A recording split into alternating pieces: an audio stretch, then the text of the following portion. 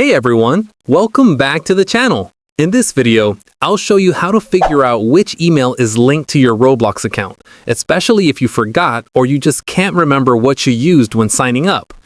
The easiest way to check is inside Roblox itself. Open Roblox and log into your account if you're still able to access it. Once you're in, go to Settings.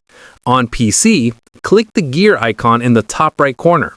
On mobile, tap the three dots in the bottom right and scroll down to Settings. When you're in the Account Info section, you'll see the email address that's connected to your account.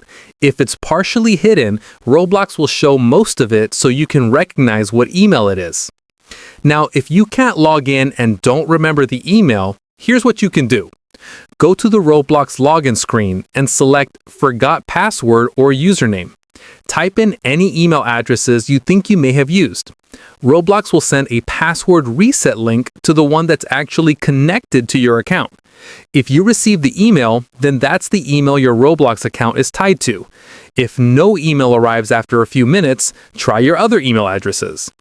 If you have a phone number linked instead of an email, you can check that too. On the password reset page, choose the phone option, enter your phone number, and Roblox will send you a code.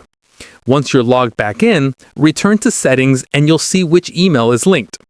However, if you no longer have access to the email or phone number on your account, don't panic.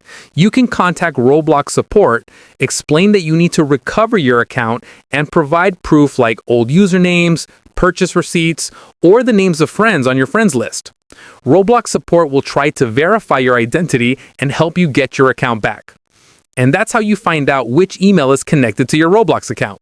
If this helped you, make sure to like the video, subscribe for more Roblox tips, and drop a comment if you want a tutorial on recovering an account without email or phone.